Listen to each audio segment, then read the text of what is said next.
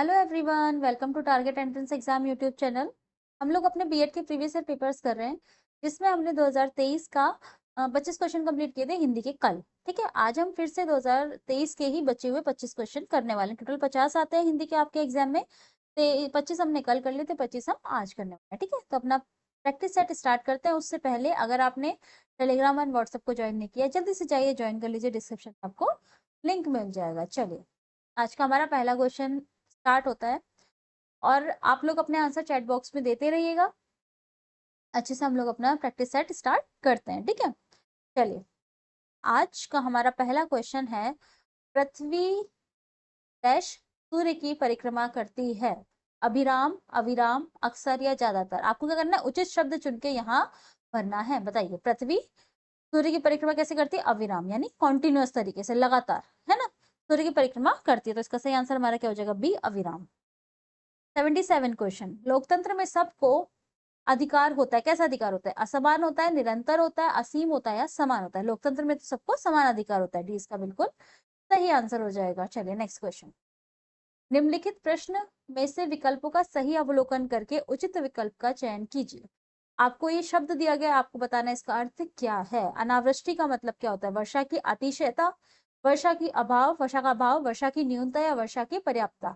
अनावृष्टि का मतलब क्या होता है? तो अनावृष्टि का मतलब क्या होता है? वर्षा का अभाव होना, यानी बारिश का अभाव होना। तो भी इसका बिल्कुल सही आंसर हो जाएगा। अच्छा, इसका मैं आपसे अपोजिट पूछूं, यानी वर्षा, अनावृष्टि का मतलब हो गया वर्षा का अभाव, यानी वर्षा कम होना।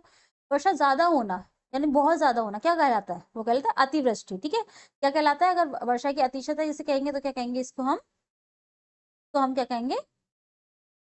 अतिवृष्टि। ठीक है, और ये इसका अपोजिट हो जाएगा। ठीक है, चलिए,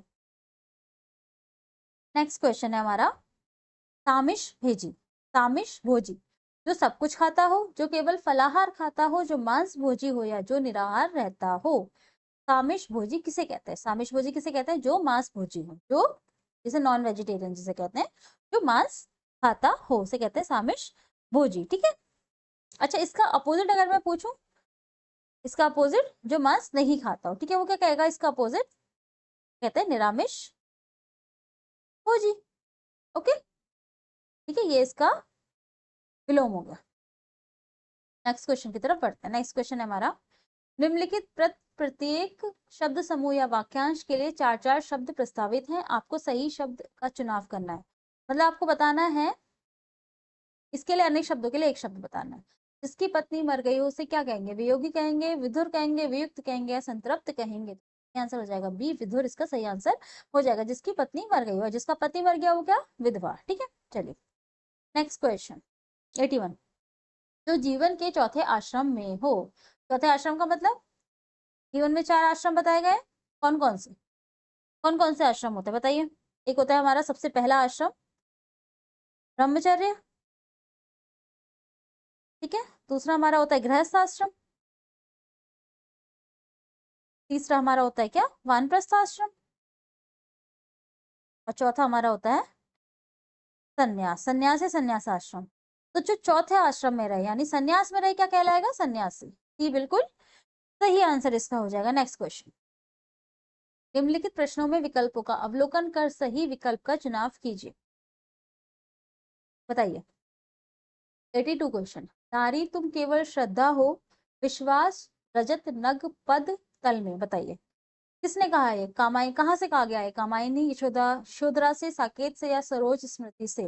नारी तुम केवल श्रद्धा हो, किसमें, किससे कहा गया? ये कहा गया है कामायनी से। ठीक है, ये इसका बिल्कुल सही आंसर हो जाएगा। उनके लेखक कौन है? कौन है कामायनी के लेखक? जयशंकर प्रसाद। कौन है?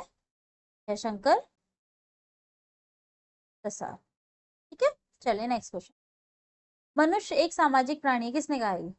जबकि पेडागोजी में भी क्वेश्चंस आते हैं। मनुष्य एक सामाजिक प्राणी है, किसने कहा? अरस्तु ने, प्लेटो ने, सुकरात ने या रस्किन ने? ये किसने कहा गया है? ये हमारा डायरेक्ट कहा है अरस्तु ने। ठीक है, ये इसका बिल्कुल सही आंसर हो जाएगा। 84 क्वेश्चन, गीतांजलि अमर कृति है। ये क्वेश्चन मैंने अभी कराया है, जस्ट थोड़ी देर पहले क्लास रिकॉर्ड करी उसमें कराया। ठीक है, चलिए, गीतांजलि अमर कृति है, आपके बीएड से रिलेटेड ही करी है। इसका मतलब प्रीवियस ईयर पेपर देखो कितने आ रहे हैं।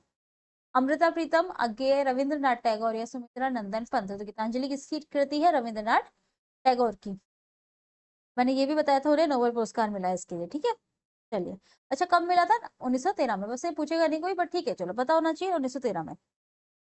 नेक्स्ट क्वेश्चन, निम्नलिखित प्रश्नों में विकल्पों का अवलोकन कर सही विकल्प का चयन कीजिए। नयन जो देखा कमल हो, निर्मल नील शरीर। बताइए, उक्ति किस रचना से उद्धृत है? पद्मावत से है, साकेत से है, सतसई से है या बीजक से है? जिसका सही आंसर हमारा क्या हो जाएगा? पद्मावत से, ठीक है। और किसने लिखी है? मलिक मोहम्मद जायसी ने। नेक्स्ट क्वेश्चन, मंगल भवन अमंगल हारी, मैथिली शरण गुप्त, तुलसीदास, कबीरदास या दादू दयाल? किसने लिखी है? मंगल भवन अमंगल हारी दरहो सुरसरस अजिर बिहारी। किसने लिखी है? तुलसीदास जी ने लिखी है, ठीक है। इसका बिल्कुल सही आंसर हो जाएगा। नेक्स्ट क्वेश्चन, और कहाँ से ली गई है? रामचरितमानस से।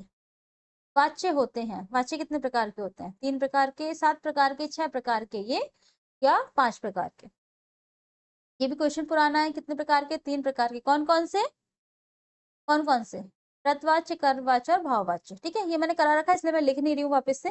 बट कितने प्रकार के होते हैं? 3 प्रकार के, और ये मैंने 2-3 बार क्वेश्चन करा दिया है। चलिए, नेक्स्ट क्वेश्चन, निम्नलिखित में से भाववाच्य बताइए। इसमें से आपको भाववाच्य बताना है। तुम फूल तोड़ोगे, अब चला जाए, बच्चे खेल रहे हैं, पुस्तकें लिखी गई। तो भाववाच्य कौन से वाक्य में भाववाच्य होगा? कौन से ऑप्शन में? इसका सही आंसर है हमारा बी, बिल्कुल सही आंसर हो जाएगा। नेक्स्ट क्वेश्चन, हिंदी में वचन होते हैं। हिंदी में कितने वचन होते हैं? हिंदी में हमारे कितने वचन होते हैं? इसका सही आंसर हमारा क्या हो जाएगा? आप लोग अपने आंसर कमेंट बॉक्स में देते रहिए। तो इसका सही आंसर हमारा क्या हो जाएगा? हिंदी में हमारे 2 वचन होते हैं। वही होते हैं ना इंग्लिश में होते हैं, ऐसे हमारे हिंदी में भी 2 वचन होते हैं, ठीक है। इसका सही आंसर हमारा क्या हो जाएगा? सी, बिल्कुल सही आंसर हो जाएगा। 1 वचन और द्विवचन, ठीक है। सी बिल्कुल सही आंसर हो जाएगा। नेक्स्ट क्वेश्चन, नेक्स्ट क्वेश्चन हमारा 90 क्वेश्चन आता है। निम्न में सममात्रिक छंद का कौन सा उदाहरण है? निम्नलिखित में से कौन सा सममात्रिक छंद का उदाहरण है? दोहा, सोठा, चौपाई या सभी? बताइए, इनमें से कौन सा सममात्रिक छंद का उदाहरण है? तो इसका सही आंसर हमारा क्या हो जाएगा? चौपाई। चौपाई इसका बिल्कुल सही आंसर हो जाएगा, सी। हाँ, ये इसका बिल्कुल सममात्रिक छंद होता है। ये कौन सा? चौपाई, ठीक है। नेक्स्ट क्वेश्चन, प्रत्यय होता है। प्रत्यय क्या होता है? शब्दांश होता है, वाक्यांश होता है, पदांश होता है या पद्यांश होता है? प्रत्यय क्या होता है? शब्दांश, वाक्यांश, पदांश या पद्यांश? तो प्रत्यय हमारा क्या होता है? शब्दांश होता है। मूल शब्द के अंत में लगते हैं और उसे कहते हैं प्रत्यय। और अगर मूल शब्द के पहले लगते हैं तो उसे कहते हैं उपसर्ग। ये भी मैंने बहुत बार बता दिया आपको, क्योंकि ये प्रीवियस ईयर में आए हुए सारे के सारे, इसलिए आपको लग रहा होगा ना कि बार बार हम क्वेश्चन कर रहे हैं, क्योंकि देख लो प्रीवियस ईयर पेपर ऐसे रिपीट होता है, ठीक है। नेक्स्ट 92 क्वेश्चन, 92 क्वेश्चन है, लोकसभा में मंत्रियों का पागलपन स्पष्ट दिखाई देता है। वाक्य में रेखांकित शब्द किस कोटि का उपसर्ग है? मतलब जो पागलपन शब्द है वो किस कोटि का उपसर्ग है? मतलब विदेशज है, तत्सम है, देशज है या तद्भव है? तो ये क्या है? ये हमारा देशज है, ठीक है। सी बिल्कुल सही आंसर हो जाएगा। नेक्स्ट क्वेश्चन, प्रयोग के आधार पर शब्द भेद है। शब्द के कितने भेद हैं? 2, 4, 6 या 8? प्रयोग के आधार पर, प्रयोग के आधार पर कौन से होते हैं? 2 होते हैं। कौन कौन से होते हैं? एक हमारा होता है विकारी शब्द, एक हमारा क्या होता है? अविकारी शब्द, ठीक है। ओ, चलिए नेक्स्ट क्वेश्चन, नेक्स्ट क्वेश्चन और 95 क्वेश्चन हमारा क्या कहलाता है? उद्यान का शुद्ध वर्ण विच्छेद कीजिए। चलिए, उद्यान का वर्ण विच्छेद कीजिए। तो इसका सही आंसर क्या हो जाएगा हमारा? उदय आनंद, आनंद, ठीक है। तो ये हमारा सी बिल्कुल सही आंसर हो जाएगा। नेक्स्ट क्वेश्चन, निम्न में से किस धातु से भाषा बनी है? निम्न में से किस धातु से भाषा बनी है? भाग, भाष, वाक या बद?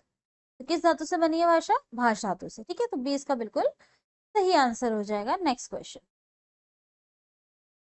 भाष में आ प्रत्यय लगा दिया, क्या बन गई? भाषा। 97 क्वेश्चन, उपसर्ग को कहते हैं, उपसर्ग को क्या कहते हैं? शब्दांश कहते हैं, वाक्यांश कहते हैं, शब्द कहते हैं या पद कहते हैं? तो उपसर्ग को, जैसे हम प्रत्यय को शब्दांश कहते हैं, ऐसे उपसर्ग भी हमारे शब्दांश हो जाते हैं। तो ये बिल्कुल सही आंसर हो जाएगा। खड़ी बोली निकली है। खड़ी बोली कहाँ से निकली? पूर्वी हिंदी से, पश्चिमी हिंदी से, बिहारी हिंदी से या राजस्थानी हिंदी से? जो हमारी खड़ी बोली है वो कहाँ से निकली? वो निकली है हमारी पश्चिमी हिंदी से, ठीक है। पश्चिमी हिंदी से खड़ी बोली निकली है।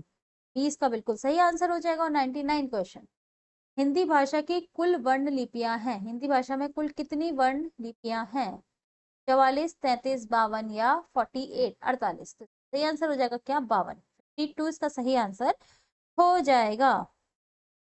ठीक है, चलिए नेक्स्ट क्वेश्चन, और आज का हमारा लास्ट क्वेश्चन है, मध्य स्वर कहते हैं। मध्य स्वर इनमें से कौन सा है? उ, ई या आ? छोटा बताओ। तो मध्य स्वर हमारा इसमें से कौन सा है जो जीवा के मध्य भाग में बोला जाता है? डी इसका सही आंसर हो जाएगा, छोटा आ। ठीक है, चलिए तो आज का हमारा ये सेट कंप्लीट होता है। 50 क्वेश्चन हमारे टोटल हिंदी के कंप्लीट हो चुके हैं 2023 के। ठीक है, चलिए फिर से हम मिलेंगे नए सेट के साथ। तब तक के लिए थैंक यू सो मच।